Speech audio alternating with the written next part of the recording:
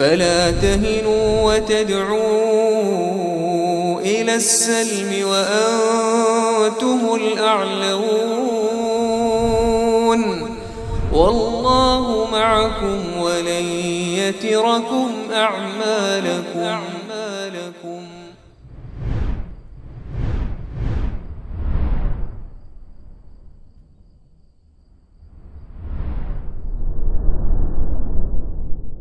Assalamualaikum warahmatullahi wabarakatuh. Innal hamdalillah nahmaduhu wa nasta'inuhu wa nastaghfiruh wa na'udzu billahi min shururi anfusina wa sayyiati a'malina.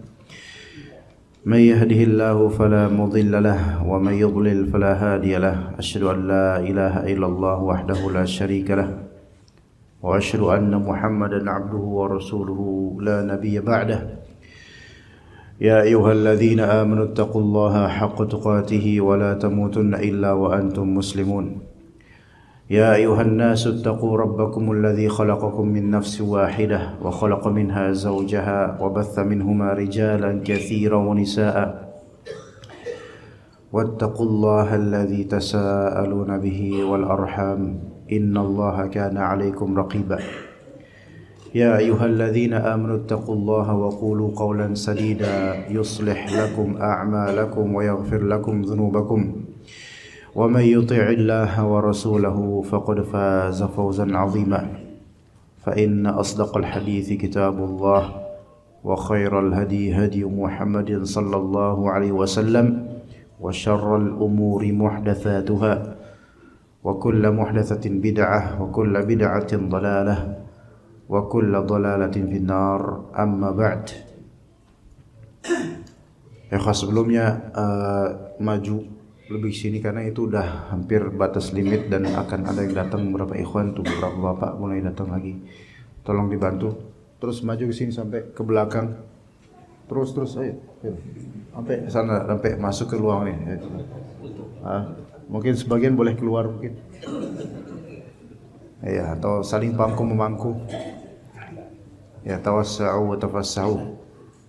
Nah, tayyib ikhwas sekalian rahimakumullah, masih berkaitan dengan tawakal dan kembali kita ingatkan lagi tentang tawakal karena permasalahan hidup kita ini adalah keniscayaan dan keselaluan, sehingga tawakal itu sangat diperlukan untuk menggapai maslahat dan juga menjauhi mafsadat atau madarat.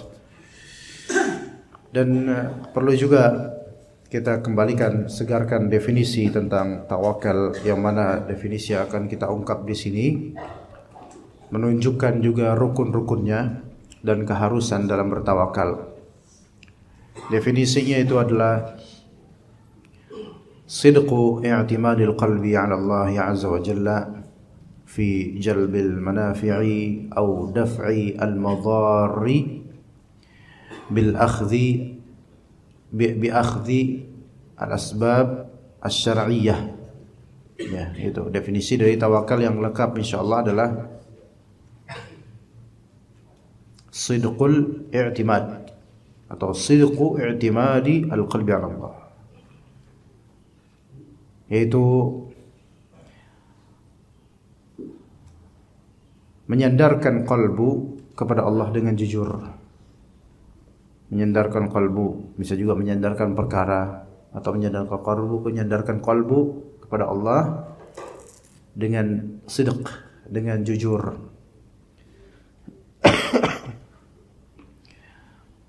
Baik dalam rangka menggapai maslahat atau menghindari mudarat. Ya, baik dalam rangka menggapai maslahat atau menghindari mudarat. Dengan ikhtiar yang diizinkan dan ikhtiar yang diizinkan syariat. Itu tawakal. Antum ketika hafal atau faham definisi ini, insyaallah bisa tawakal dengan baik. Jadi menyerahkan perkara atau Tadi menyandarkan urusan, menyandarkan hati kepada Allah dengan jujur dalam rangka menggapai maslahat atau menghindari madarat dengan menempuh sebab, yaitu dengan ikhtiar yang diizinkan syariat. Maka berkumpul di sini empat hal. Pertama, menyerahkan perkara pada Allah, yaitu menyandarkan hati kepada Allah Azza wa Jalla. Itu satu. Yang kedua, jujur dalam hal itu. Jujur dalam hal itu, yaitu dalam menyandarkan perkara pada Allah, jujur, jangan cuma ngomong doang. Ketiga, mengetahui apakah ini sedang menggapai maslahat atau menangkal madarat. Itu harus tahu. Jadi konten kasusnya itu harus tahu gitu. Yang keempat, usaha. Itu namanya tawakal. Ya. Jadi tawakal butuh berapa? 4 hal. Ini sering anak ulang di sini atau di tempat lain karena sering dilupakan gitu loh. Seseorang dianggap merasa dirinya sudah bertawakal padahal salah satu dari 4 ini belum terwujud pada dirinya atau pernah terwujud namun luput. Ya. Kalau definisi lain dari tawakal itu mengharapkan apa yang ada pada Allah dan tidak mengharapkan ada apa yang dari manusia. Aneh. Itu versi lain dari definisi tawakal. Cuman yang versi ini lebih panjang, itu lebih mencakup semua rukun-rukunnya. Jadi yang harus ada dalam tawakal kita yang pertama apa? Serahkan urusan kepada Allah. Ya, bagaimana menyerahkan urusan kepada Allah? Ya, ilmu yakin. Menyerahkan urusan kepada Allah itu yakin bahwasanya urusan ini dari Allah dan Allah yang Maha Kuasa untuk menanganinya. Ya. Gitu. Jadi i'timad al-qalb. Hati itu bersandar kepada Allah Azza wa Jalla. Lawan dari itu yaitu hati bersandar kepada selain Allah. Maka jika hati bersandar kepada selain Allah, apalagi dominan kepada selain Allah, maka ini syirik. Bisa berupa syirik kecil, bisa berupa syirik besar. Tawakal kepada selain Allah itu bisa berupa syirik kecil, bisa berupa syirik besar. Maka berarti ini digawangi dengan tauhid terlebih dahulu tawakal ini. Karena kalau dari poin ini sudah rusak, khalas, tidak tawakal. Walaupun dia ikhtiar seberapa apapun, tapi poin ini rusak, maka khalas, tidak ada tawakal yang sahih. Bahkan Allah Ta'ala memurkainya karena syirik. Bagaimana bentuk tawakal yang syirik kecil? Yaitu menyandarkan urusan atau hati kepada selain Allah, namun tetap meyakini Allah lah yang mengatur semua urusan. Itu tawakal tapi syirik kecil. Menyandarkan perkara, urusan, hati kepada selain Allah, tapi memang yakin Allah lah yang memberesi semua ini. Allah ya, dia yakin, tapi hatinya itu lebih condong kepada makhluk. Misal, seorang pasien rawat inap di suatu rumah sakit. Bukannya dia makin dekat sama Allah, bukannya dia betul-betul minta terus sama Allah, malah dia lebih merongrong pada suster, dokter dan semisalnya. Dok, tolong dong dok, ini saya ini. Iya tenang pak, saya tahu. Ya kata dokternya. Tolong dok, ini gimana ya kalau misalnya saya gini dan seterusnya. Terus hatinya itu betul-betul bergantung pada dokter. Walaupun dia tahu Allah yang menyembuhkan. Dokternya bilang, "Pak, saya hanya ikhtiar," kata dokter. Allah yang nyembuhin. Kita tuh hanya usaha, Pak. Allah yang menentukan gitu katanya. Betul sih Pak, tapi saya tolong dong Pak. Tahu kata pasien, nggak berhenti gitu. Lama-lama diapain sama dokter? Disuntik. Suntik mati. Bukan lah. Dikasih obat tidur biar cepat tidur aja dah daripada kayak gini terus. Dokternya ternyata salafi. Dokter bilang, Pak, jangan bertawakal sama saya, bertawakal sama Allah. Ini syirik, walaupun syirik kecil gitu. Wa 'alallahi falyatawakkalul mu'minun. Orang beriman bertawakal sama Allah Pak, gitu. Dokter salafi itu masya Allah. Iya. Kalau dokter sufi, ya, Bapak sudah ke kuburan keramat belum? Gitu. Baik, itu tawakal yang tidak baik ya. Ini tadi tawakal tapi syirik kecil itu. Dia bergantung pada selain Allah walaupun dia meyakini Allah lah yang akan membereskan urusannya. Ya. Adapun tawakal yang sifatnya syirik besar, ini jelas ini seperti banyaknya tawakal musyrikun. Mereka meminta kepada yang gaib selain Allah, meskipun mereka tahu Allah itu yang mengatur urusan. Meminta kepada yang gaib selain Allah, meskipun tahu bahwasanya Allah lah yang mengatur segala urusan. Suara anak jelas nggak jemaah? Yang belakang jelas insyaallah. Ibu-ibu, ummahat, akhwat, mojam, jelas? Anti yang nggak jelas, nggak kedengeran. Jelas ya insyaallah ya, mudah-mudahan. Saya nggak bisa teriak, takut batuk ya. Sampai mana sebelum jelas itu? Sampai mana kita ngomong? Nah, minta kepada yang gaib selain Allah. Ya, berharap kepada yang gaib selain Allah Azza wa Jalla. Gaib di sini baik gaib yang memang tidak akan pernah dia saksikan seperti jin, malaikat gitu, atau gaib dalam arti tidak hadir saat itu dan tidak ada komunikasi secara teknologi. Tidak WA, SMS, telepon enggak. Tapi dia minta kepada bapaknya yang ada di kampung dan dia minta pakai bahasa kolbu. Enggak bisa ini, enggak bisa.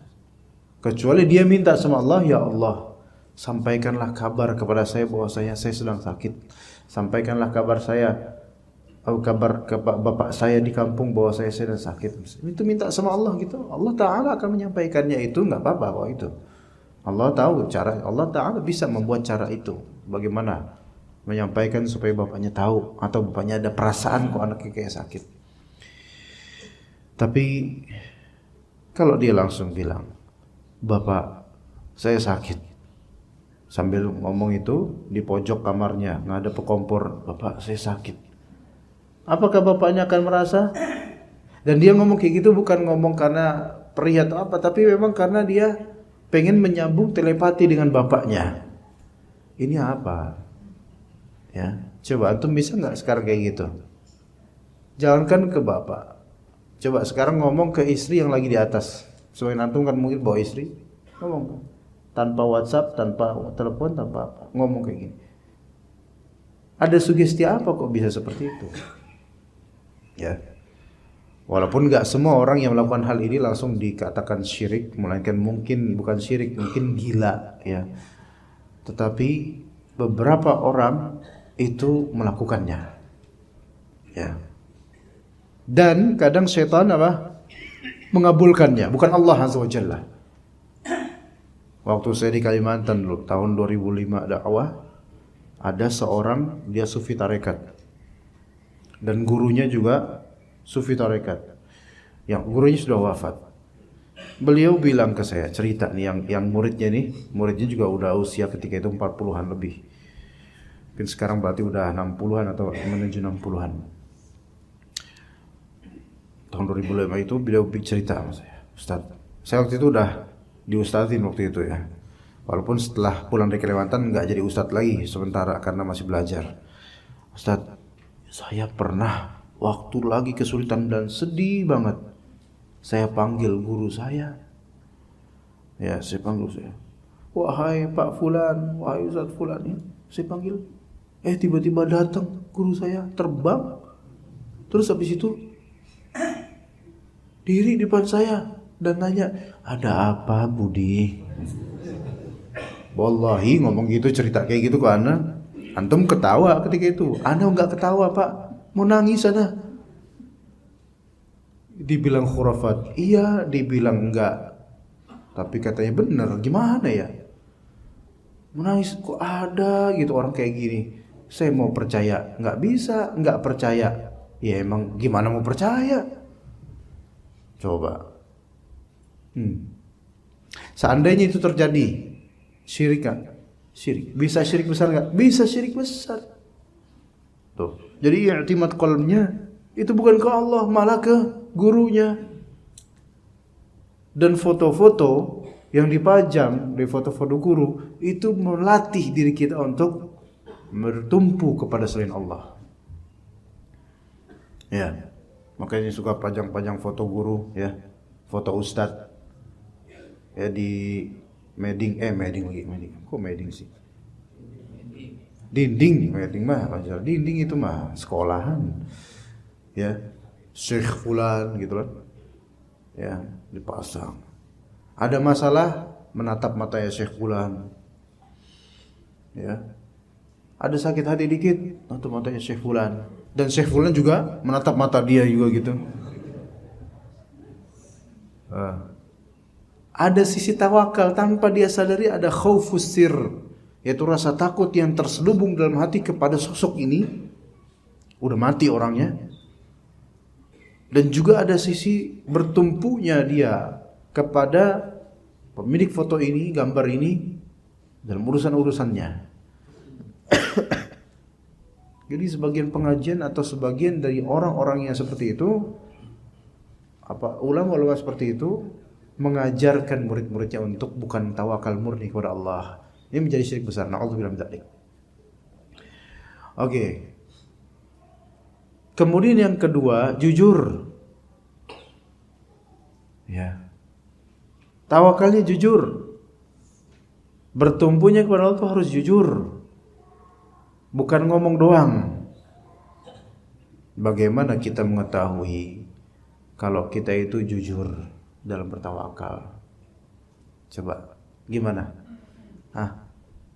Di antaranya cara kita tahu kalau kita jujur apa enggak dalam bertawakal. Pertama, berdoa pada Allah.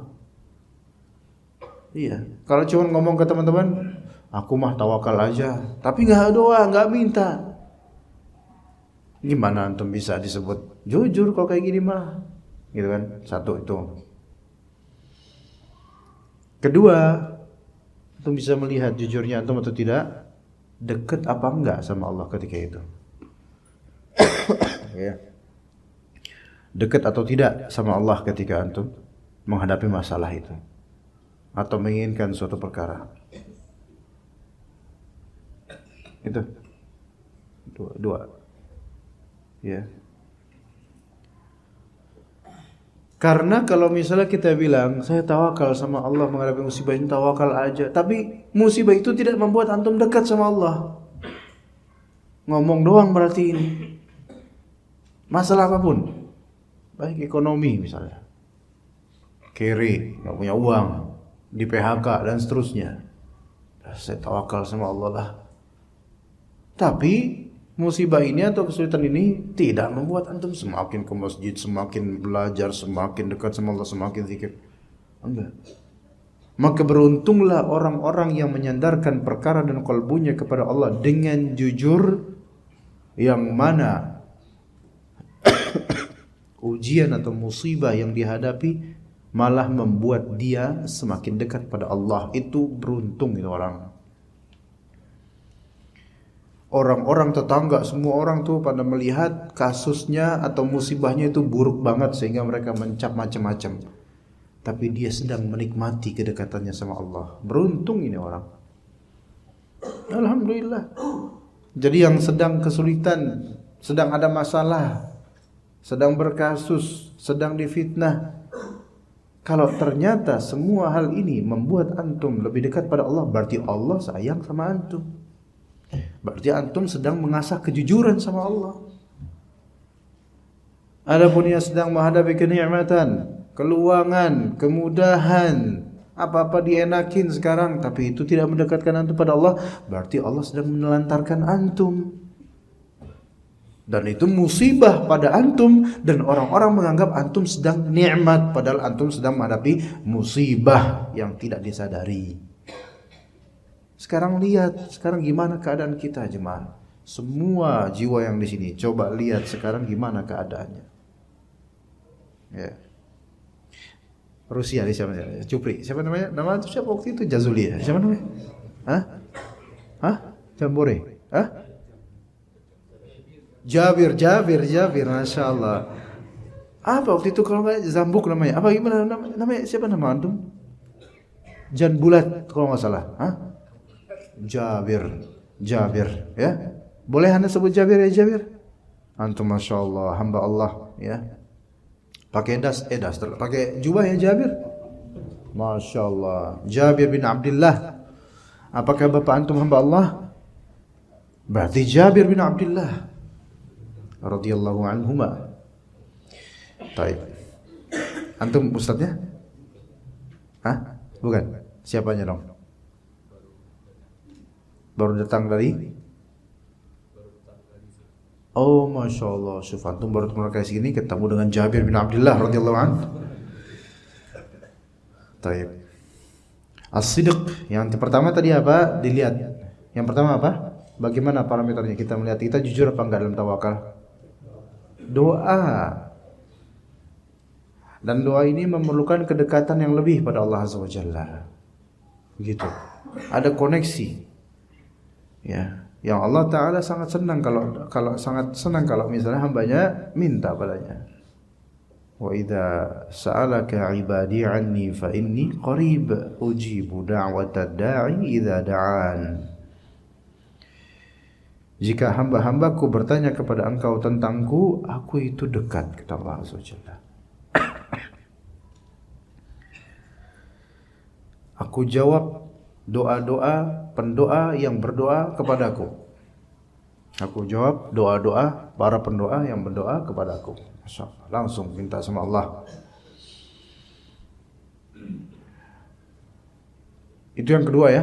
Yang ketiga, dalam bertawakal kita itu harus tahu ini rangkanya apa. Mengejar manfaat atau menghindari madarat, yang mana nih? Gitu loh. Nah, mengejar manfaat adalah manfaat yang sah dalam syariat. Menghindari madarat adalah madarat yang dianggap madarat dalam syariat. Jangan kebalik, mengejar manfaat ngomongnya padahal lagi mengejar madarat. Jangan dibalik, menghindari madarat padahal itu bukan madarat, itu manfaat. Maka harus tahu dulu antum sedang ngapain. Contoh, menuntut ilmu dari rumah ke Masjid Al-Ikhlas Cibinong Puri Nirwana. Siapa yang berasal dari luar Cibinong selain ana dan tim ana? Ayo. Bapak dari mana? Purwakarta. Bukan. Kalau aslinya sih bukan gitu, Pak. Ya, bukan. Enggak maksudnya. Rumah di Purwakarta. Tapi Bapak lagi khuruj gitu. Bapak di mana rumahnya sekarang? Kediaman? Kampung Sawah Bekasi. Oh, ada Kampung Sawah juga di sini. Jauh nggak itu, Pak? Sekilo. Berapa sini kayak pengen udahan aja kayak. Sekilo, Pak. Enggak, Pak, yang jauh. Tadi ada yang di sini, Bapak, yang dari mana? Citerep. Dekat tol, Pak, enggak? Tapi enggak ada tolnya. Ada tol di situ. nyebrang tol. Berarti Bapak harus nyebrang dulu tol gitu? Kayaknya banyak mobil itu, hati-hati Pak. Iya, kolong saya tahu. Nggak sebahlul itu saya. Ya. Masya Allah. Ada yang lebih dari Citerep? Hah? Ada yang? Hah? Tangerang Selatan, Masya Allah. Di mana itu namanya? Ciputat, Masya Allah, Masya Allah. Semoga perjalanan antum itu berkah. Sekarang kalau misalnya antum datang dari rumah itu udah Bismillahirrahmanirrahim nggak? Bismillahirrahmanirrahim ala Allah. Dengan nyebut nama Allah, saya bertawakal pada Allah. Datang sebelum subuh, apa maksudnya jalannya sebelum subuh naik motor? Nginep rumah kakak tadi malam. Enggak, bukan itu kok. Kakak itu dong maksudnya. Jangan-jangan 1 kilo, jangan ini sama nih orangnya. Ayo sok, siapa yang jauh? Enggak, sebagai sampel aja teman-teman. Hah? Enggak ada yang mau ngaku ya.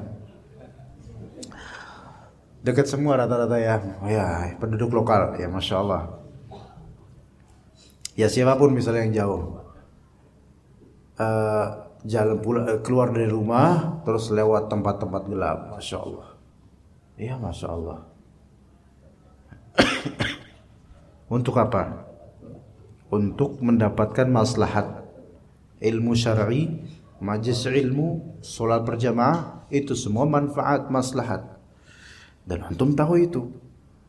Ketika antum tawakal sama Allah, berarti kan menyerahkan perkara pada Allah. Itu berkah dari awal tuh, Masya Allah. Itu udah ketahuan ya kita mau ngapain. Tapi kadang ada orang yang menganggap bahwa dirinya itu sedang ingin menggapai maslahat, padahal dia sedang berjalan menuju ke jurang neraka. Seperti apa? Dia pengen apply job, tapi maaf di bank konvensional, atau di tempat-tempat ribawi, ya, dengan alasan kalau misalnya zaman sekarang mah yang haram aja sulit, apalagi yang halal. Bahlul ini namanya. Kebalik ini mah. Sekarang itu kalau ada yang halal ngapain yang haram gitu kan ya, harusnya. Dari kapan pun harus kayak gitu. Ngapain yang haram kalau ada yang halal? Nah, kemudian dia apply job. Keluar dari rumah, mencium istrinya dan minta doanya. Sayang, doakan saya supaya diterima kerja di bank fulan ribawi, di bank riba, nama banknya bank riba ya. Istrinya ternyata salafi juga ya. Oh tidak bisa. Kenapa kamu? Enggak bang, jangan, saya enggak doain gitu kata istrinya. Tapi dia kemudian keluar rumah, Bismillahi tawakkaltu ala Allah. Masya Allah, tawakal sih, bagus sih, tawakal. Dan hatinya itu bersandar pada Allah supaya diterima nih, pekerjaannya supaya diterimanya. Kira-kira ini tawakal yang benar gak? Ya tentu tidak. Karena dia itu pengen menggapai manfaat atau maslahat tapi tidak syar'i. Maka siapapun yang salah paham dalam memahami manfaat dan maslahat yang ingin digapai, dia gak bisa disebut tawakal. Itu harus penting Pak. Makanya kita tuh punya ilmu, kita tujuan itu ngapain. Manfaat ini boleh gak dalam syariat? Kalau ternyata ini melanggar syariat dan menurut kita ini manfaat, padahal syariat itu mengharamkannya, maka nggak bisa. Kecuali mungkin darurat atau apa, tapi nggak bisa secara umum. Nggak bisa disebut tawakal yang benar. Tapi kemudian yang kedua, dalam menghindari madarat. Dalam menghindari madarat itu harus tahu ini madarat. Tapi madarat bukan sesuai hawa nafsu saja. Ditinjau dari segi syariah apakah ini madarat atau tidak. Ya, atau secara urf yang tidak melanggar syariat, ini madarat atau tidak? Ya, atau ada potensi madarat atau tidak? Contoh, ya, tadi kalau misalnya antum jalan keluar rumah, ada nggak potensi madarat keluar jam 4-an gitu? Mungkin, apalagi kalau dari jauh, begal, ya kan? Lubang di jalan kita nggak tahu, ternyata ada sumur di tengah jalan kita nggak tahu. Ya kan, ada genangan air kita nggak tahu, tapi kan tawakal aja, Bismillah. menghindari madarat. Ya menghindari madarat. Kita nggak tahu nih pas kemudian jalan gelap nih depan nih. Ya Masya Allah. Demi menghindari madarat. Bismillah aja lah. Ini tawakal itu. Ada rasa ketakutan secara tabi'i di hati. Wajar. Tawakal. Alhamdulillah lewat. Alhamdulillah. Tuh. Tapi kalau kadang kita menganggap suatu hal itu madarat, padahal secara syariat itu bukan madarat. Kita malah bertawakal pada Allah untuk menghindarinya, padahal dalam syariat itu bukan madarat. Contohnya apa cuma sekali? Dianggap madarat oleh kita misalnya, tapi syariat nggak menganggap itu madarat. Silakan kasih contoh. Soalnya di benak ana masih kosong. Ayo silakan. Bantu ana ikhwan. Antum banyak kayak gini masa nggak bisa bantu ana? Ayo silakan. Itu dia anggap madarat oleh dia. Padahal secara syar'i itu bukan madarat loh. Ya gimana? Coba.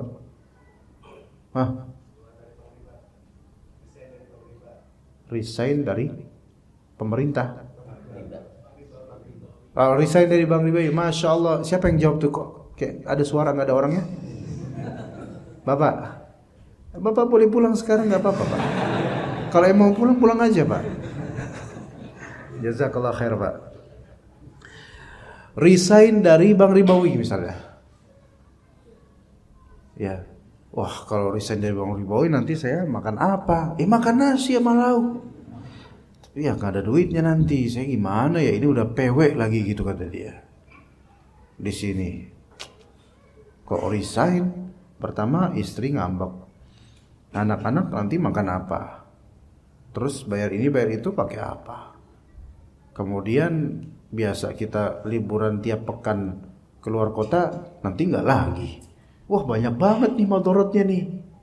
Demi menghindari madarat ini, saya tawakal pada Allah untuk tetap stay di Bank Ribawi ini. Kira-kira gimana nih Pak?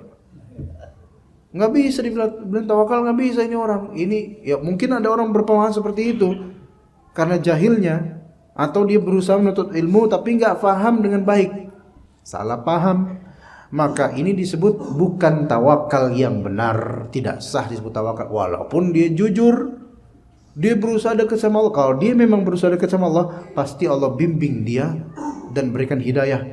Astagfirullahaladzim, kenapa saya malah mikirin kayak gini, bukan mikirin ini haram, ya kan? Akhirnya Allah Ta'ala balikan hatinya kalau emang dia jujur ya. Tapi dia nggak bisa tawakal dengan menghindari madarat menurut dia, padahal itu maslahat menurut syariat. Gitu. Jadi tawakal itu nggak bisa bertabrakan dengan syariat Allah Azza wa Jalla. Yang keempat, dan ini ikhwas sekalian untuk sesi ini sampai jam 6 saja, tapi sisanya tanya jawab. Oke? Ibu-ibu, akhwat yang mau bertanya segera kirim. Ya. PO Box-nya berapa di sini? Kirim ke PO Box. Ataupun ikhwan nanya langsung, fadhol. Jabir, if you want to ask me. You understand? Understand. Yang keempat. Apa yang keempat?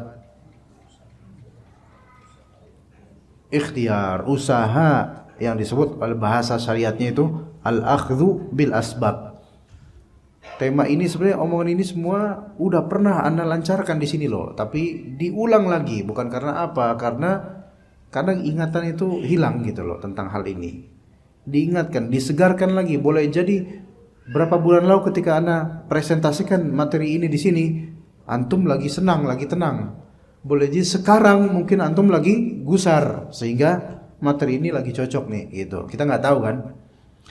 Al-akhdhu bil asbab, yaitu bahasa lainnya ikhtiar, itu adalah rukun tawakal. Ya. Sehingga seseorang jika dia tidak berikhtiar salah. Tapi ikhtiar ini harus sesuai dengan aturan syariat juga. Tidak melanggar aturan syariat ikhtiar untuk tawakalnya. Bergeraklah dia dengan menempuh sebab untuk menuju apa? Menuju apa yang dia inginkan dari maslahat atau menghindari madarat. Ada kisah Nabi Musa alaihissalam ketika masih bayi. Ya, bagaimana ikhtiarnya Nabi Musa, ikhtiarnya ibunya Nabi Musa alaihissalam. Antum bisa lihat di awal surat Al-Qasas.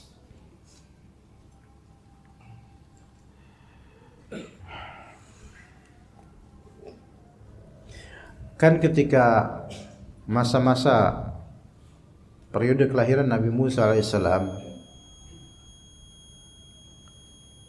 Oke, silakan muadzin, mau azan nggak apa-apa.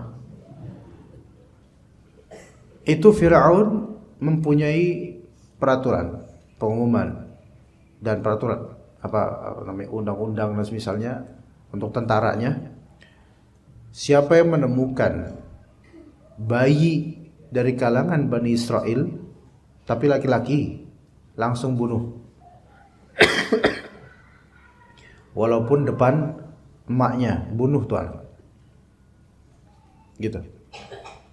Bahkan ada juga dikatakan dalam riwayat Israiliyat, sampai-sampai kalau kelihatan ada seorang ibu-ibu dari kalangan Bani Israel ya, yang kelihatan lagi hamil di belak perutnya, kemudian dilihat laki-laki atau perempuan, dan setelah itu apa? Dibunuh kalau laki-laki. Ada riwayat begitu. Nauzubillah min dzalik. Kayaknya berulang-ulang Allah ungkap dalam Al-Qur'an, wa yastahyuna yuzabbihuna abna'ahum wa yastahyuna nisa'ahum. Ya, mereka yaitu Firaun tentaranya menyembelih anak-anak laki-laki dari kalangan Bani Israel dan apa namanya? Membiarkan hidup-hidup anak-anak perempuan. Apa sih penyebab Firaun kayak gitu? Karena khawatir dari tafsiran mimpinya sebelumnya bahwasanya akan ada salah satu anak dari kalangan Bani Israel yang akan menghancurkan dan menggoyahkan kerajaannya. Jadi kekhawatiran itu karena ada kemarukan, kerakusan dalam hatinya. Begitu. Nah, itulah yang membuat Firaun itu kalang kabut. Karena orang cinta dunia itu yang menyembah selain Allah itu kalang kabutan orangnya. Kenapa kalang kabut? Karena kata Allah Azza wa Jalla, mathalul ladzina, permisalan orang-orang yang menyembah selain Allah, yang berbuat syirik. Kamathalil ladzina takhadhu, astaghfirullahaladzim. Kif di surat Al-Ankabut, astagfirullah. Kata Allah Azza wa Jalla, mathalul ladzina takhadhu min dunillahi awliya'a kamathalil ankabut ittakhadhat baita. Permisalan orang yang menjadikan penolong selain Allah, nyari pegangan selain Allah, bersandar kepada selain Allah.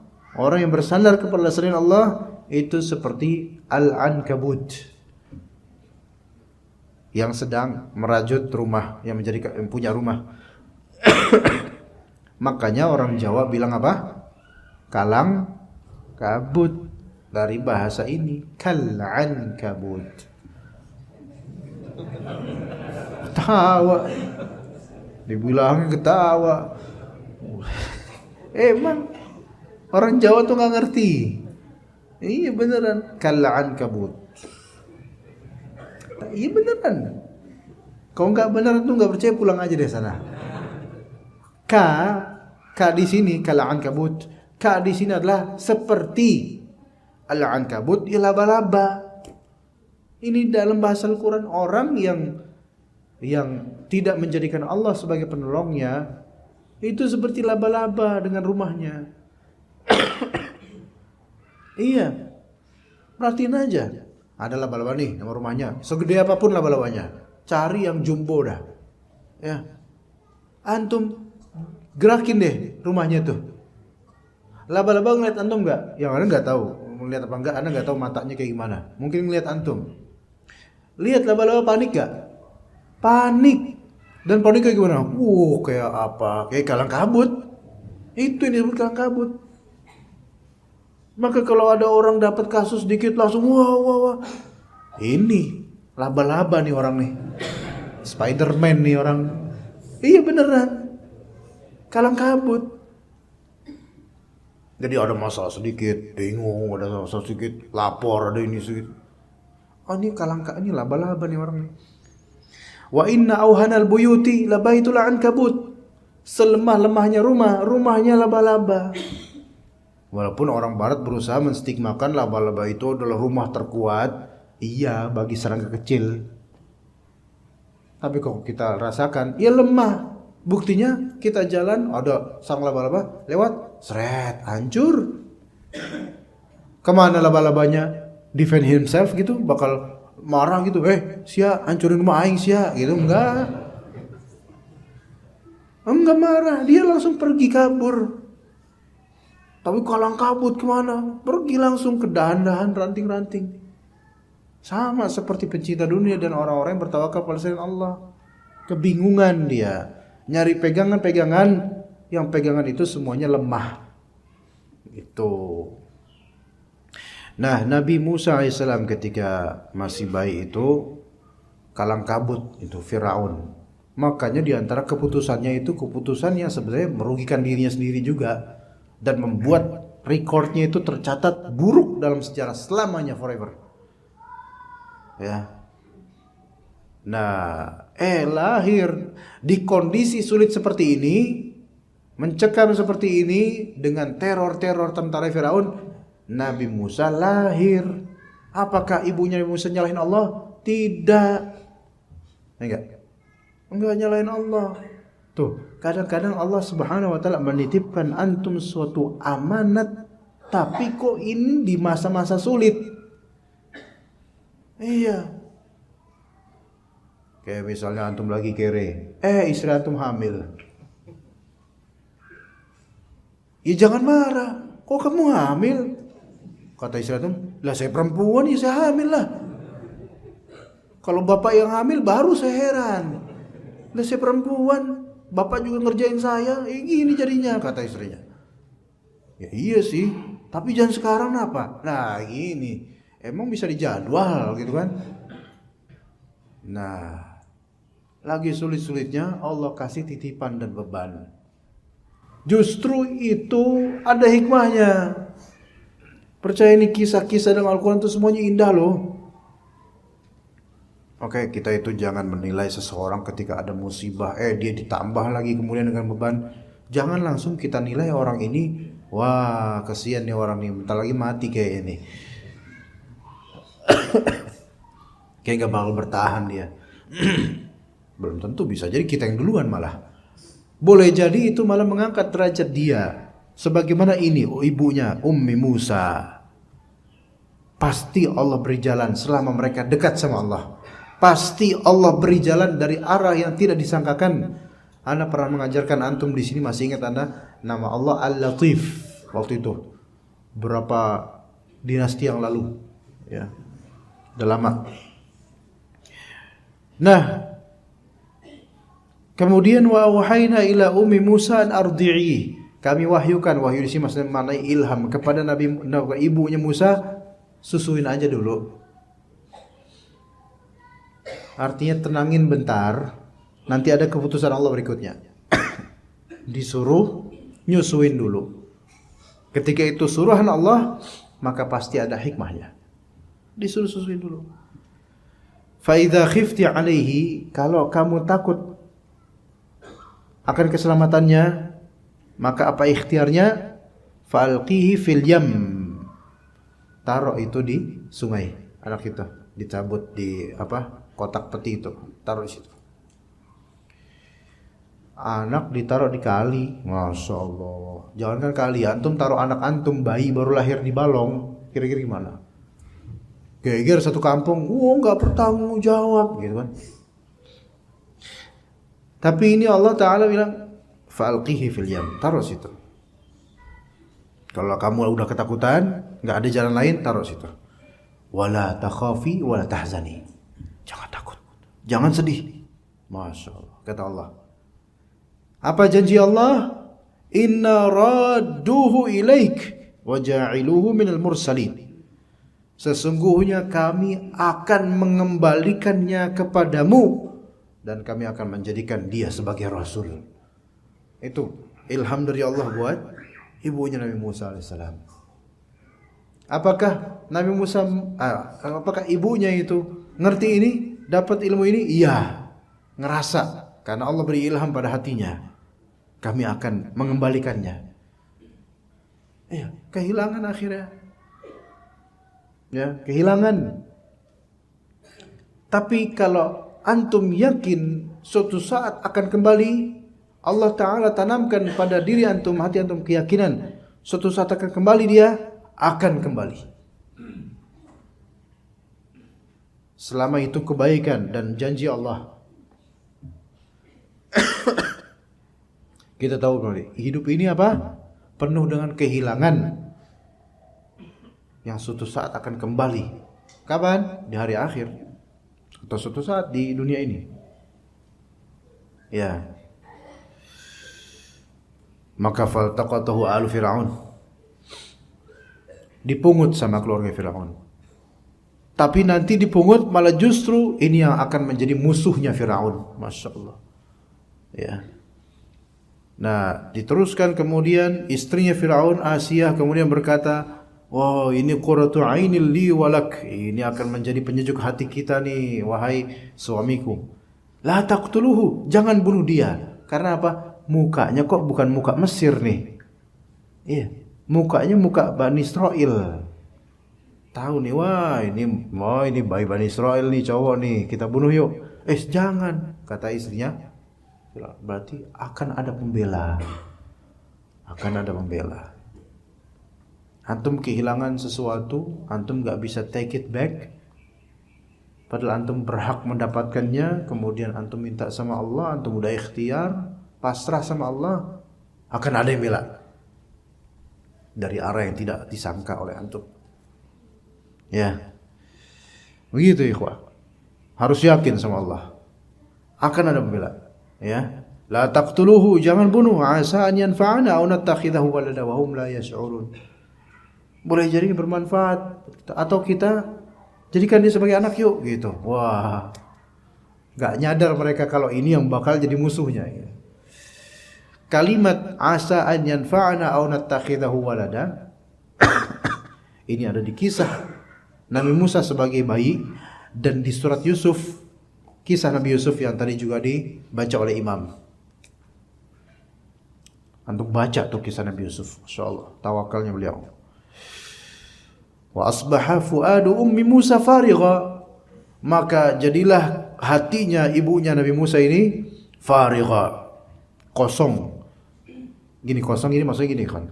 Antum ketika kehilangan sesuatu yang antum cintai, meskipun antum tahu itu sementara, meskipun antum yakin dengan Allah, hati itu nggak bisa ditipu. Gamang, kayak ngambang di lautan, bingung kayak gabus di lautan. Kosong, ringan. Tapi bukan berarti ringan karena tenang, bukan. Nggak tahu harus gimana. Naik motor, padahal mata kosong. Ada polisi tidur, polisinya yang ditabrak. Ya. Kosong. Pernah ngerasain gak cuma? Ana yakin semua dari kita pernah cuma. Iya, antum minta sama Allah. Betul. Antum ikhtiar, betul. Tapi hati itu gak bisa diatur. Jalan keluar sambil ngeliat ke bawah. Ya. Kemudian orang lihat, lihat tuh kesian tuh kayak lagi ada masalah. Kelihatan masalah. Iya. Kosong. Itu yang dirasakan oleh ibunya Nabi Musa AS, padahal beliau sudah ikhtiar, sudah tawakal. Ya. Dan beliau melakukan ikhtiar berikutnya, usaha berikutnya. Ikhtiar perlu, jadi yang keempat tuh ikhtiar usaha. Wa qalat li ukhtihi qussi. Maka ibunya Nabi Musa berkata kepada saudarinya, kakaknya Nabi Musa yang udah gede, qussi. Fulana, kakaknya Nabi Musa. Kamu titeni dia. Ya, titeni itu apa? Mata-matai gitu. Lihatin gimana. Pokoknya di track sekarang di mana, pokoknya liatin lah dari kebun-kebun kerajaan. Liatin lagi diapain tuh anak kita, gitu kan. Maka fabasurat bihi junubin wa hum la yash'urun. Diperhatikan sama saudarinya Nabi Musa. Cari tahu dari semak-semak dari apa gitu. Mereka enggak tahu kalau ada yang mengintai. Ini sebagai bagian dari ikhtiar. Bukan udahlah, tawakal aja diem. Nanti juga balik, terus terbang gitu balik. Enggak. Gimana caranya supaya kalau ada caranya kita ikhtiar, ayo kita ikhtiar. Kalau enggak ada ya udah selesai. Kita minta sama Allah aja. Tapi ini ada caranya. Nah, kisahnya tuh ajaib. Ternyata setelah dia ditemukan di sungai itu kan dipelihara di kerajaan Firaun, ibu-ibu di sana tuh pada berusaha nyusuin Nabi Musa. Wa harramna 'alaihi al-maradi'a min qabl. Kami haramkan penyusuan. Udah kami setting nih kayak gitu kan. Semua ibu-ibu itu enggak bisa menyusui dia, Nabi Musa enggak doyan. Karena apa? Karena sudah ada penyusuan pertama dari ibu kandungnya. Lihat tuh, Masya Allah. Gitu. Berarti yang membuat susu itu cocok atau tidak siapa? Allah Azza wa Jalla. Maka kalau ada ibu-ibu yang qadarullah misalnya qadar anaknya sendiri tapi susunya nggak cocok, berarti memang itu dari Allah. Jangan salahkan siapa-siapa. Carilah jalan lain yang lebih baik. Gitu. Jangan salahkan siapa-siapa. Iya. Maka ketika dia si saudarinya Nabi Yusuf ini melihat, nggak ada yang cocok nih, datang memberanikan diri, mengajukan diri, memberikan proposal. Hal adullukum ala ahli baitin yakfulunahu lakum wa hum lahu nasihun. Mau tahu nggak? Saya tahu nih satu rumah yang insya Allah mau nih bayi sama dia, kayaknya bagus nih, ya. Maka kemudian kata Allah, faradadnahu ila ummihi. Maka kami kembalikan anak tersebut, Nabi Yusuf. Anda tadi ngomong apa? Nabi Musa. Iya. Kami kembalikan Nabi Musa ke ibunya. Coba, berapa lama coba? Enggak lama, sehari 2 hari paling, karena enggak bisa nyusu dia. Dulu kan belum ada sustagen. Sustagen apa? Sustagen buat ibu apa buat anak?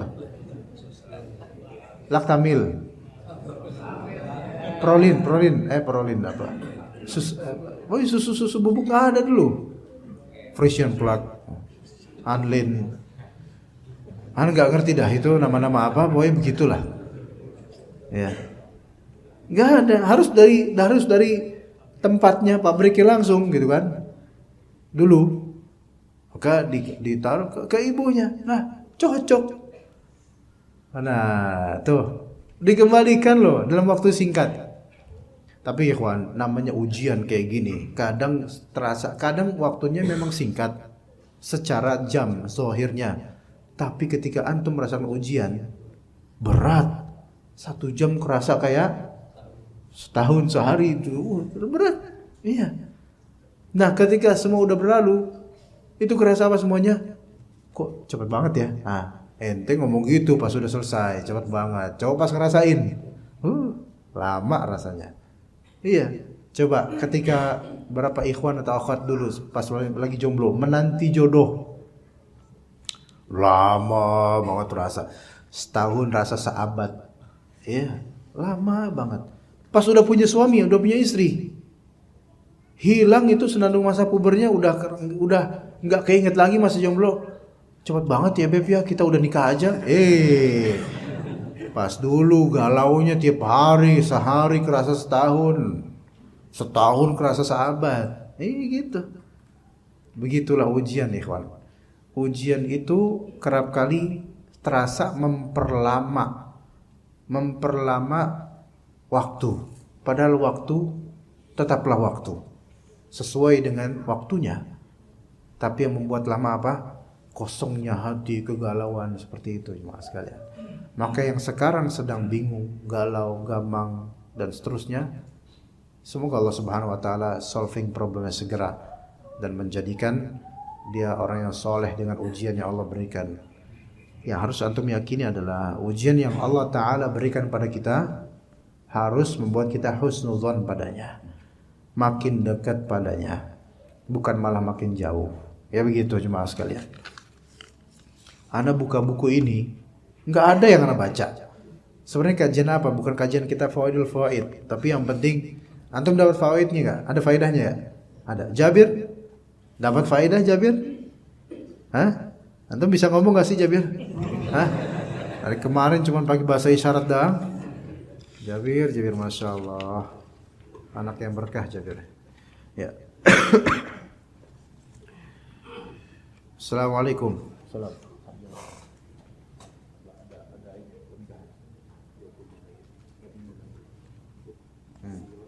Ya. Semoga Allah Ta'ala menjaga Ustaz dan keluarga amin dan juga antum. Semoga Allah Ta'ala menjaga antum dan keluarga antum semua ya. Kami yang bekerja di bidang jasa pelayanan, contoh perawat rumah sakit, montir bengkel atau pekerjaan semisal, kadang kami mendapat uang tip. Kami melayani customer dengan profesional tanpa mengharapkan uang tip. Apa hukum menerima uang tersebut? Hukumnya dilihat dari peraturan di pekerjaan Anda. SOP-nya gimana? Peraturannya gimana? Apakah memang termaktub tidak boleh menerima uang tambahan atau tip dari pasien atau dari konsumen? Tertera tidak? Ya. Kalaupun tidak tertera secara urf atau secara syariat, asalnya tidak boleh karena Anda itu adalah orang yang memiliki kontrak dan perjanjian, maka asalnya tidak boleh. Memang gak ngarepin uang tip, tapi dikasih misalnya, dan kadang dipaksa dikasih. Udah ini enggak Pak, maaf saya kerja Pak di sini. Enggak ambil gak? Mau ambil gak duit ini? Ya misalnya gitu ya. Kalau ternyata terpaksa dalam artian bukan karena gak enak, tapi dipaksa oleh orangnya, maka mungkin ambil dulu, kemudian serahkan ke atasan dan minta izin, ini saya dikasih uang, ya uang tip. Atasan di sini atasnya yang tertinggi atau atasan yang memiliki peran penting dalam mengatur gaji. Ya, ini saya dapat uang tip, saya nggak mengharapkan ini uang tip kira-kira enak nih diapain Pak? Apakah emang boleh buat saya atau mungkin buat apa? Buat perusahaan atau sedekahin. Ternyata bos antum bilang, atasan antum bilang, kita bagi 2 ya.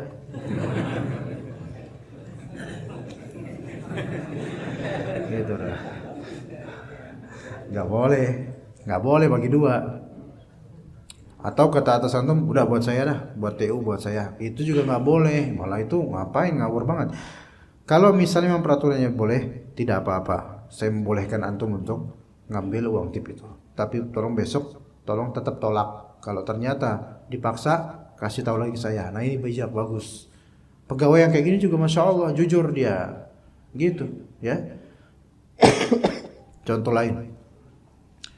Ustadz pembimbing umrah, ya. Ustadz pembimbing umrah itu dia ada tekan kontrak untuk membimbing umrah, digaji dan seterusnya, diberi biaya, diberi sangon gitu kan. Ini kan kerja. Maka Ustaz pembimbing umrah ini nggak boleh menerima uang tip dari jemaah. Iya, nggak boleh menerima uang tip dari jemaah. Ustaz, terima kasih telah membimbing kami. Ini ada uang 5 juta buat Ustaz. Masya Allah. Emotikonnya tuh pala bulat, ada love 2 sini. Masya Allah ibu, ya Allah semoga berkah ya bu ya. Diambil duitnya. Lah kalau kita nggak boleh. Kenapa? Karena usaha ini pekerja, nggak boleh dapat itu. Kecuali mungkin untuk yang sifatnya secara uruf kecil, kayak misalnya Ustadz mau nggak saya beliin Silver Queen. Nah itu mungkin masih oke, boleh. Kecuali Silver Queennya segudang, nah itu baru jangan. Satu aja Ustadz, jangan segudang gitu kata orangnya. Jadi kalau secara uruf itu udah masuk ke dalam ya hadiah, jangan. Dan tidak etis gitu loh. Tapi kan udah selesai umrohnya kata Ustaznya. Walaupun udah selesai. sebaiknya kalaupun emang dikasih, terima, harus lapor ke owner dari travel. Misalnya Pak Panji Gumilang misalnya, ownernya. Ini saya dapat ini nih sangon dari jemaah gitu. Berapa Ustadz? 5 juta. Ya salam. Gede banget Ustadz, tolong balikin Ustadz, jangan Ustadz gitu. Harus dibalikin. Gitu. Oh enggak apa-apa Ustadz misalnya. Dah itu emang rezeki Ustadz. Ya udah boleh halal gitu kan. Tapi lapor dulu. Lapor dulu. Gitu. Itu setelah umrah boleh kayak gitu. Ya. Kalau ternyata setelah umrah ternyata Ustadznya pakai cara lain, jemaah ngumpul dulu yuk, perpisahan. Bagi jemaah yang mungkin pengen ngasih sesuatu ke saya boleh sekarang gitu. La haula wala billah. Nanti insya Allah saya izin sama atasan saya, ya nggak boleh seperti itu, mengharapkan imbalan seperti nggak boleh ya, kecuali imbalan kontrak. Kalau itu emang ada hak kalau gitu mah.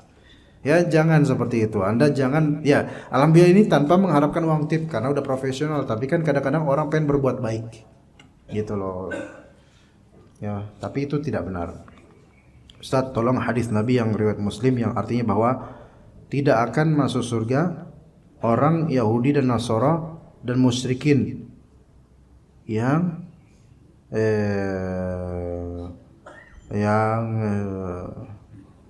tak beriman padanya atau gimana? Coba. Ini apa nih? Huruf apa? Sinyal apa?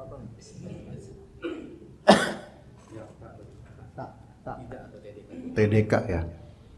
Dan musyrikin yang tidak beriman. Ya. Orang Yahudi, Nasara, musyrikin bukan hanya hadis Muslim, dalam Al-Qur'an pun begitu. Innal ladzina kafaru bi ayatina sawfa nuslihim nara. Sesungguhnya orang-orang yang kufur kepada ayat kami masuk Yahudi, Nasrani, musyrikin, ateis, murtad, itu semua tidak masuk surga. Sawfa nuslihim nara, kami akan bakar mereka di neraka. Kullama nadijat juluduhum badalnahum juludan ghairuha liyadzuqul azab. Setiap matang kulit mereka kami ganti lagi dengan kulit baru supaya mereka terus merasakan azab. Assalamualaikum warahmatullahi wabarakatuh. Apakah boleh sholat isyraq atau syuruk beda masjid? Misal kita sholat subuh di masjid dekat rumah, terus ikut kajian di Masjid Al-Ikhlas. Yang sahih, yang tepat tidak. Bukan boleh, masalah boleh atau enggaknya, memang itu bukan sholat syuruk berarti buat antum. Karena dalam hadis disebutkan adalah tetap di tempat sholatnya. Tetap di tempat sholatnya. Jadi tidak sholat syuruk. Tapi kalau dia mau sholat nanti ini habis kajian, dia sholat 2 rakaat dan nilainya sholat duha. Pahalanya tetap sama enggak? Ya enggak sama, cuman Allah itu Maha Pemurah kok. Jadi tenang aja, antum tenang. Ya. Ya udah Ustaz, kalau gitu besok-besok saya enggak mau hadir kajian Masjid Al-Ikhlas. Ya udah.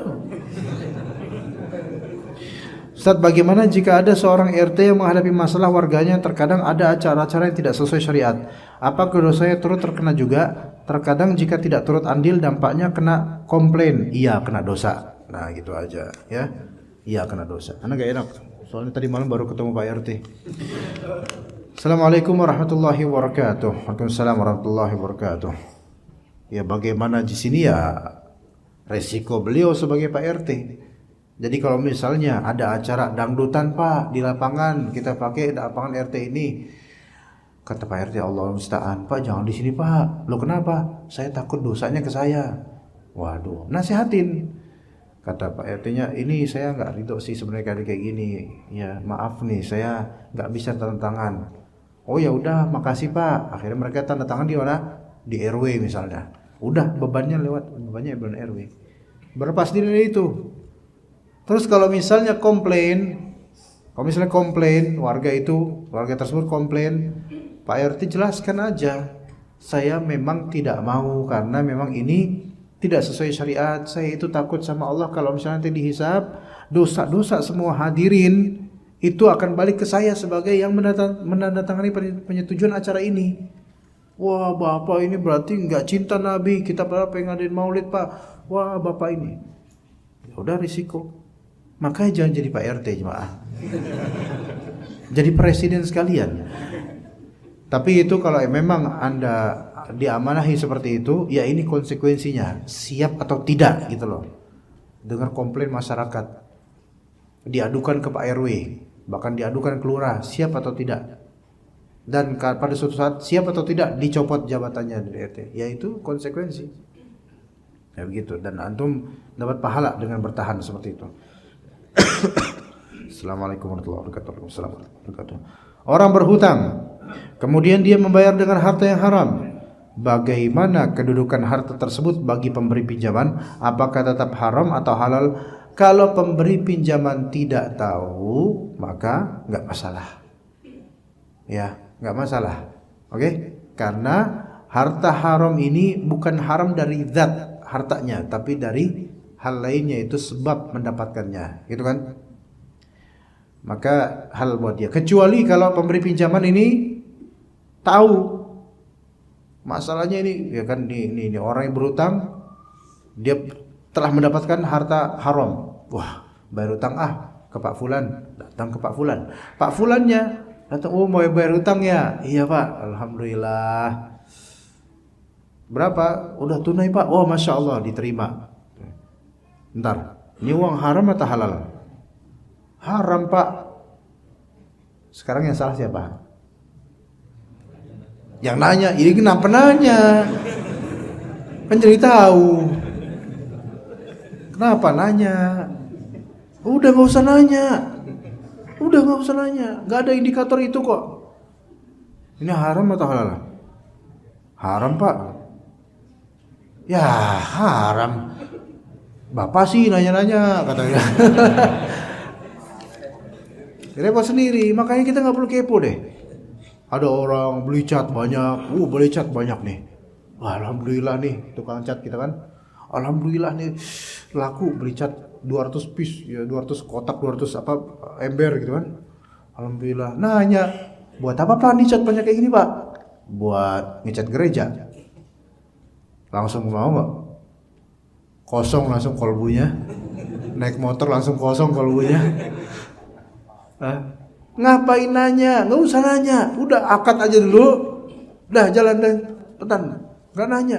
Udah Pak ya, nih 200 buat 200 ini Pak ember udah Pak ya. Duitnya Pak, transfer segera Pak. Udah selesai Pak ya. Cepetan Pak, cepetan bawa Pak, cepetan Pak. Nggak nanya. Biar nggak ketahuan dia buat apa. Nggak, udah. Udah selesai. Alhamdulillah, saya nggak nanya. Alhamdulillah, gitu. Ya, jadi nggak perlu nanya, ya nggak perlu nanya. Ya. Assalamualaikum. Waalaikumsalam. Ustaz, bagaimana kiat dan tawakal untuk berumah tangga poligami dengan baik? Bolehkah kita menikahi wanita awam atau berbeda manhaj? Ya, oke. Waktunya kayaknya nggak ini. Ini bisa satu kajian ini ya kawan. Berumah tangga poligami dengan baik itu akan antum dapatkan kapan? Nanti ketika sudah bertahun-tahun berumah tangga poligami.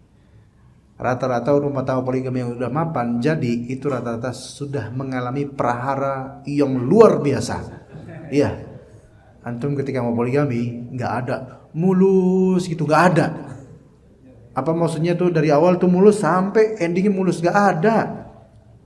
Makin banyak juga masalahnya. Tinggal gimana bertahap apa enggak, bertahan atau enggak, bisa atau enggak handle-nya, sabarnya ini tawakal atau enggak gitu itu. Ya enggak bisa dikata. Ikhwan itu rata-rata kan, wah enak nih punya istri 2, punya istri 3. Wah, itu kan khayalan antum enaknya doang. Iya. Kita kadang-kadang ketawa sama candaan-candaan ikhwan itu. Wah, hebat ya dia punya ini. Ya, iya hebat sih punya 2, 3, 4 atau minus 1 terus kemudian 2 lagi dan seterusnya. Oh, iya hebat. Tapi nggak ada rumah tangga poligami yang sudah mapan, sudah baik, apalagi yang akur semua, pasti sebelumnya sudah mengalami perhara-perhara yang wow, masya Allah, yang nggak semua laki-laki, bahkan nggak semua makhluk hidup mampu bertahan dengan itu. Iya, nggak semua makhluk hidup. Iya, kambing aja nggak mampu. Gak semuanya. Kadang memerlukan apa? Cerai lah itu loh, rujuk lagi. Ada yang cerai lagi, rujuk lagi. Ada cerai, ganti yang lain. Sampai menemukan yang cocok akhirnya. Baru memapan. Pas udah jadi itu. Udah Bani Israel banyak tuh ya, udah banyak ya. Kemudian istri 4, 3, besar, rumah tangga besar. Kalau dibilang, Pak kok bisa kayak gini ya? Ya bisa, mulus Pak semuanya ya. Ketawa bapak itu, ente mulus apanya ya. Dari semua ini udah praharanya banyak banget, gejolaknya banyak. Iya, antum coba lagi nahkoda kapal, yang satu kanan pi, yang satu kiri bang, yang satu lagi nyemplung aja loh gitu. Beda semuanya. Iya, belum berantemnya, cakar-cakarannya. Anda nggak menakut-nakuti antum, bukan, beneran. Cuma nggak seperti, it's not what you think. Iya, nggak seperti yang seindah, seperti apa? Nggak, antum sedang tidak berada di surga, akhi. Antum sedang berada di dunia, negeri ujian. Semakin antum melangkah, semakin besar risiko dan konsekuensinya. Siap nggak? Belum lagi omongan tetangga, orang, mertua, keluarga, itu semua ada.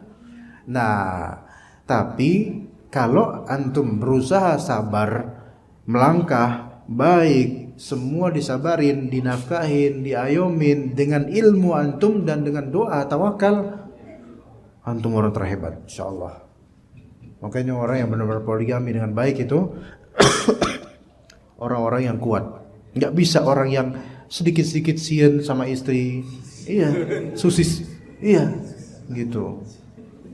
Dan ketika antum sudah poligami itu, siap-siap antum berkorban. Disuruh ini, disuruh itu, diminta ini, minta itu, komplain ini, komplain itu.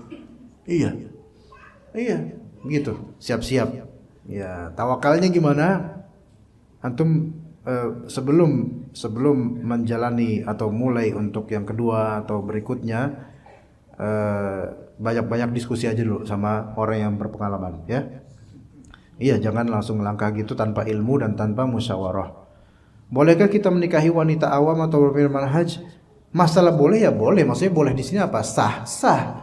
Tapi kalau ini dalam masalah poligami, ya, jangan nikah sama wanita awam. Ya, awam yang saya maksud itu belum kenal sunnah. Antum sudah kenal sunnah, dia belum. Kalau bisa jangan. Ya, kalau bisa jangan, karena mindsetnya itu masih awam. Kecuali awam yang antum dapatkan di hutan misalnya, itu masih bisa dipoles. Tapi kalau awam ini awam kota, itu sudah punya mindset apa ya? Jangan, bisa berabe, ya, repot, beneran, lebih repot. Ya, ini bukan merendahkan orang loh ya. Tapi kalau antum udah settle dengan manhajnya, dengan ilmunya, itu aja pun belum tentu betul-betul klop. Pasti ada gesekan-gesekan dulu sampai settle nanti. Nggak ada semuanya klop selesai, kemudian jalan sampai surga. Enggak, ada semuanya itu geradakan-geradakannya. Insyaallah itu rasain aja. Iya, beneran nikmat banget, masya Allah. Kalau itu antum anggap sebagai nikmat. Dan berbeda manhaj, jangan kalau bisa, beneran nasihatnya jangan. Anak kesian sama antum soalnya, ya. Jangan. Kalau bisa yang udah kenal sunnah, keluarganya juga baik, kenal sunnah kalau bisa. Kalau bisa juga dari keluarga yang biasa-biasa aja. Jangan dari keluarga yang high class, karena anak kasihan sama antum, itu aja. Bagaimana doa untuk ortu yang sudah meninggal agar terhindar dari siksa kubur dan neraka? Apapun doanya. Sedekah atas namanya, wakaf atas namanya, berkorban atas namanya, insya Allah itu akan bermanfaat. Rasulullah SAW aja, ya, ada orang lagi siksa di kuburnya dan Allah Ta'ala memberitahukan Rasulullah SAW ditanamkan apa? Pelepah yang masih basah, ya. Dan juga dalam hadis Nabi SAW, untuk setiap zat yang memiliki rutubah, yang memiliki basahan hati, ada sedekah. Paham gak? Sedekah itu juga bisa membasahi kuburnya dari panasnya azab kubur. Kalau emang di azab kubur, na'udzubillah min dzalik, ya, berarti sedekah atas namanya, wakaf atas namanya, terutama wakaf, ya, insya Allah bermanfaat. Atau menyantuni penuntut ilmu yang miskin, terus itu atas nama orang tua, itu masya Allah. Bismillah. Teman Anda memondokkan anaknya ke tempat yang tidak sunnah. Apa itu tempat yang tidak sunnah coba? Ini kebun gak sunnah. Maksudnya apa? Pesantren maksudnya gitu kan. Dan berpotensi diajarkan amalan yang tidak sunnah. Sikap saya, ya sikap antum, ya nggak tahu itu kan teman antum, urusan teman antum sebenarnya.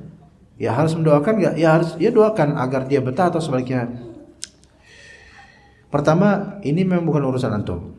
Ya, tapi kalau emang antum merasa dia teman dekat, sahabat dan saudara seiman, cukup antum minta sama ya Allah, berikanlah anak itu hidayah dan jagalah dia dari keburukan. Dah cukup.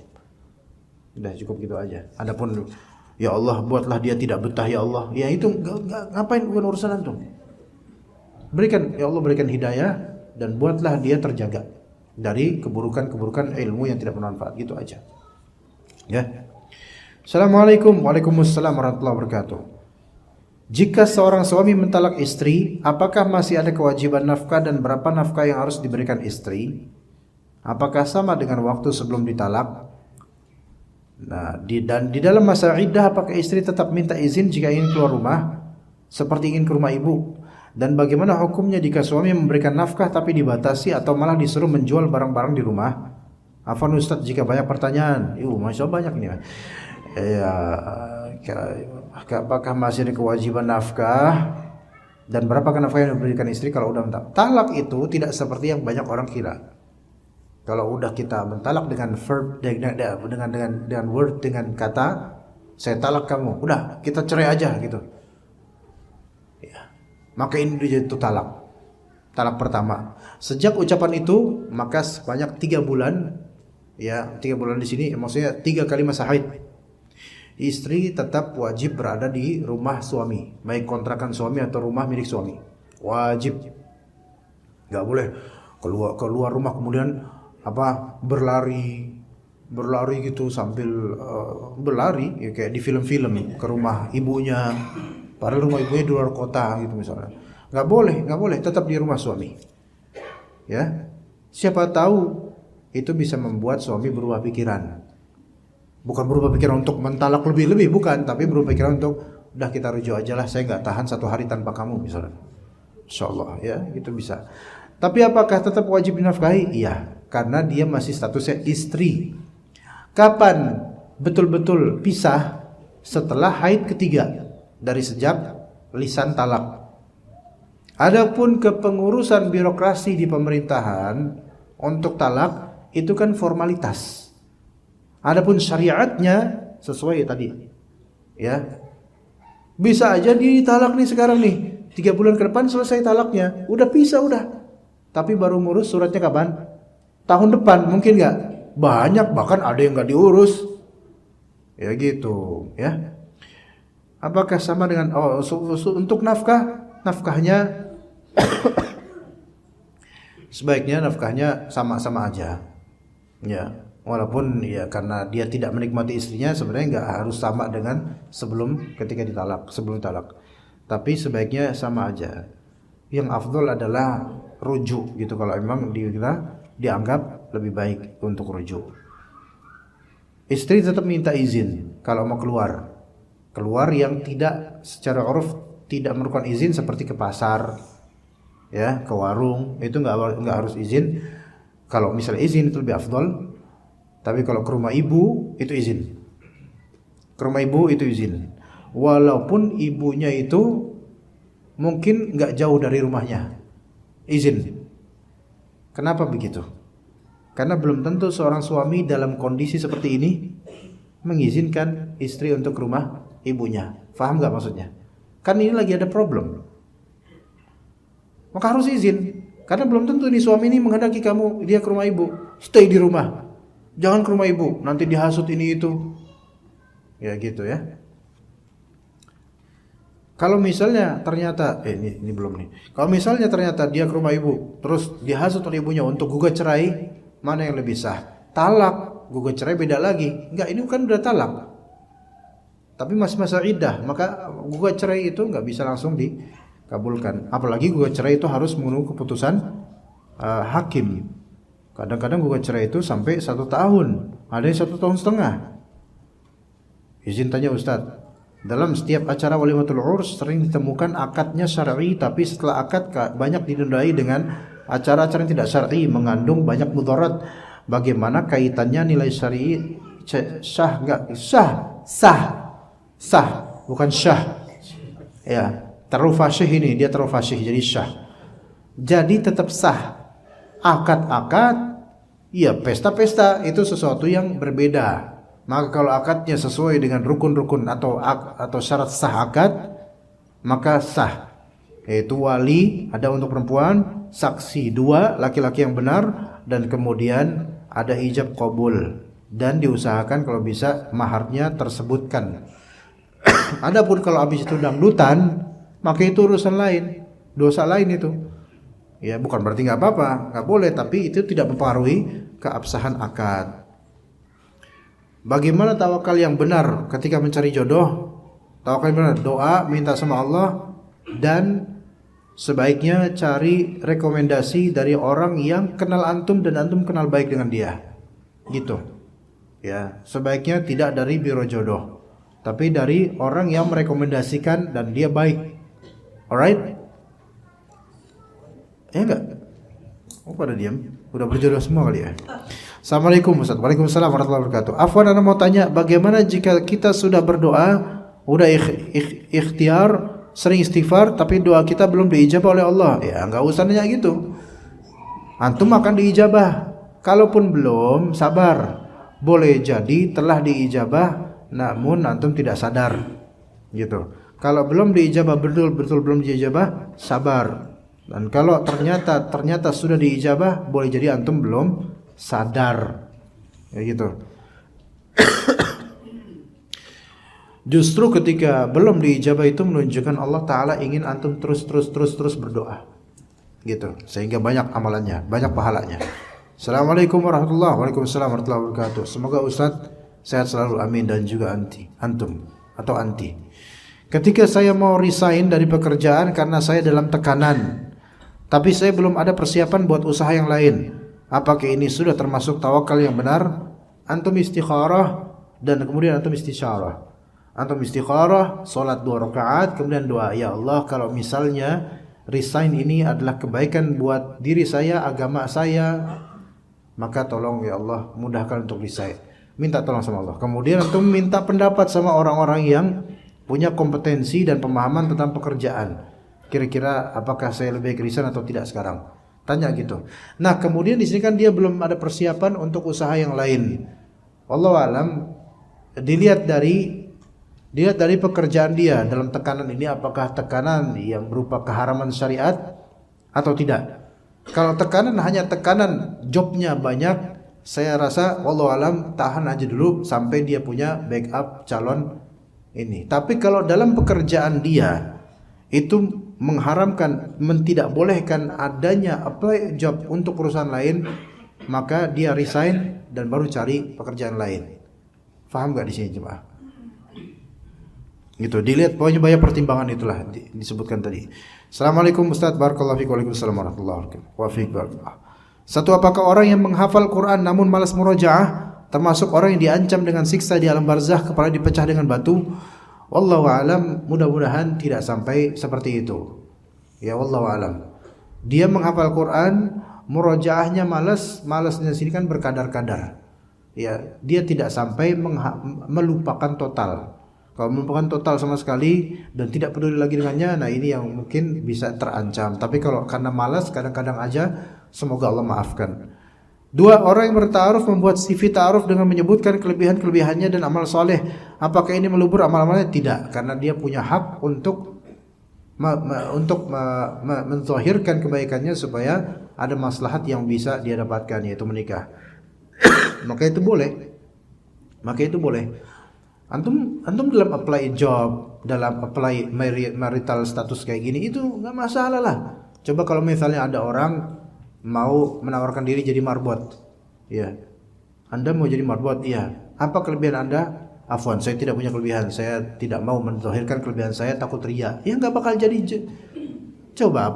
Nggak bakal ada pekerjaan itu buat dia, ya. Antum udah pada lapar ya, kawan? Kayaknya udah lemes-lemes kayak gimana? Udah lemes tapi tegang tuh gimana tuh? lemes karena lapar, tegang karena kesel. Ya, lama banget sih ini kajian. Ya. Apakah laki-laki yang punya kecenderungan menyukai sesama jenis haram melihat pria tampan? Haram. Pertama, haram untuk punya kecenderungan itu, na'udzubillah min dzalik, dan haram melihat pria tampan. Jangan, baik lewat YouTube video atau foto atau langsung. Jangan. Na'udzubillah, semoga Allah Ta'ala sembuhkan. Assalamualaikum. Waalaikumsalam. Kenapa tadi saya bilang haram? Karena itu akan menimbulkan fitnah di hatinya. Oh, berarti dia hanya boleh melihat pria-pria yang jelek mukanya dong. Ya udah, ngaca aja. Dia ngaca aja deh. Ya. Ada di RT anak RT di lingkungan anak. Waduh, Pak RT nih. Bagaimana menyikapi warga yang sedang kena musibah meninggal, meminta disiapkan tenda plus bangku plus sound untuk kegiatan tahlilan. Yang sebelumnya Anda sudah mengingatkan akan tidak ada ajaran adanya tahlilan. Apakah Anda sebagai pengurus RT termasuk golongannya bidah? Ya enggak, antum enggak dong, bukan. Cukup nasihati dan tidak mensupport tapi nasihati. Namun karena ini negara-negara hukum, ya antum enggak bisa untuk melarang hal seperti ini kan? Hanya dengan kalimat. Tapi dengan tindakan ya mau enggak mau enggak bisa. Ya udah, lanjut aja tapi saya enggak menyarankan. Gitu loh. Ya udah, urusan mereka. Dan penyiapan tenda ini usahakan jangan berkontribusi. Kalaupun iya, diminimalisir kontribusi antum. Biarkan orang lain aja. Lepas tangan dari ini, itu aja ya. Ya begitu. Karena negara ini negara hukum juga, dan kalau ada warga yang memang berkebutuhan hajatan di dalamnya ada konten maksiat atau bid'ah, ya mau gak mau gitu loh. Ya antum terkena imbasnya dan getahnya. Tapi minimalisir semampunya kontribusi antum. Afwan Ustaz, bagaimana cara kita untuk kokoh di atas tawakal pada Allah? Seringkali hati ini lalai untuk bersujud pada Allah dan tidak putus asa dari rahmatnya. Ketika masalah mengguncang jiwa, kekhawatiran yang berlebih terhadap apa yang terjadi, ingin dekat dan berdoa kepada Allah namun hati terasa keras. Mohon nasihatnya Ustaz. Nasihatnya adalah antum cari orang fakir miskin. Ya. Antum cari orang yang kena musibah. Cari tuh. Deketin mereka. Antum deketin anak yatim. Ya. Coba. Udah berusaha lembut gak hatinya? Deketin. Karena Nabi SAW juga menganjurkan itu. Melembutkan hati. Ngusap anak yatim. Anak yatim tuh yang belum balik. Kalau udah bangkotan mah bukan yatim. Itu ngiyatimin orang bisa itu. Nah di sini anak yatim yang masih kecil. Apalagi balita. Iya. Atau anak-anak yang bapaknya kabur, orang tuanya kabur, itu deketin tuh. Ya. Dan coba antum pikirkan, ini orang anak masih kayak gini, Masya Allah. Anak-anak yang bapaknya kabur atau anak yatim, tahu apa mereka tentang kehidupan. Tapi coba sekarang alhamdulillah ada yang ngurus. Pikir, ini yang anak-anak aja, mereka ngerti apa-apa. Allah pelihara. Mereka tawakal sama Allah. Masa antum yang udah dewasa jenggotan, putih lagi jenggotnya, masa nggak tawakal? Burung-burung aja tuh tawakal sama Allah dengan ikhtiar. Mereka istiqomah loh tiap hari. Ada nggak burung-burung yang satu hari off untuk terbang? Sama disangkar tuh, disangkar apa? Sarangnya burung. Teman-temannya pada, yuk bro, Afwan anak off dulu kata burung satunya. Nggak ada ya akhi, nggak ada. Tawakal mereka dengan ikhtiar, nggak mikir apa-apa. Kenapa hati seperti hal itu burung dianjurkan? Kenapa? Karena burung itu free, bebas. Tawakalnya bebas dia, nggak ada keresahan, nggak ada apa. Udah cari aja makanan dan seterusnya. Burung aja bisa istiqomah. Kalau nggak punya akal, masa antum yang punya akal nggak istiqomah gitu untuk tawakal? Coba kiaskan hal-hal itu. Lihat lingkungan, lihat orang-orang. Dan kemudian yang terlebih penting lagi, baca sirah Nabi dan sirah para Rasul di Al-Quran, di hadis Nabi. Lihat rata-rata semuanya itu berhasil karena apa? Tawakal. Ya, tidak ada Nabi yang tanpa ujian. Antara kalian, tidak ada Nabi yang tanpa ujian. Kehilangannya banyak Nabi itu, para Nabi itu. Tapi tawakalnya tinggi, makanya mereka itu diangkat derajatnya. Maka kalau antum dapat musibah, kesulitan, teguran dari Allah, itu kan Allah cinta sama antum. Tinggal antum kemarin sekarang bertawakal sama Allah. antum balas sinyal-sinyal kebaikan Allah Ta'ala ini dengan berdekatan pada Allah Azza wa Jalla. Insya Allah itu malah tenang hatinya dan bersyukur dengan musibah ini atau ujian ini. Alhamdulillah. Ya seperti itu jemaah sekalian, mohon maaf karena seperti biasanya kita lama ya kajiannya. Ya kita cukup sampai sini. Terima kasih rekan-rekan sekalian semua dari jemaah ikhwan akhwat yang hadir di sini. Ini sampai Masya Allah penuh seperti ini padahal masih susah diperlebar. Mungkin besok-besok kalau misalnya nggak cukup ya bisa mungkin taruh rak-rak di sini ya, terus dilempar satu-satu ikhwan buat duduk situ mungkin bisa, atau saling pangku-mangku ya, begitu ya. Ini berkah alhamdulillah. Adapun kesalahan-kesalahan dari kita semua semoga Allah Ta'ala maafkan. Semoga Allah Subhanahu Wa Ta'ala menjadikan ana dan antum dalam beribadah kepada Allah semakin khusyuk, semakin dekat sama Allah, bisa mengarungi kehidupan ini dengan baik. Yang sedang kena musibah, yang sedang kesulitan, yang sedang gamang, semoga Allah Ta'ala perbaiki urusannya. Yang sedang senang, semoga Allah ingatkan pada dia bahwasanya dia ada hak orang lain yang mungkin perlu dia tunaikan. Yang sedang ada masalah di ekonominya, semoga Allah Ta'ala berikan rezeki yang berlimpah.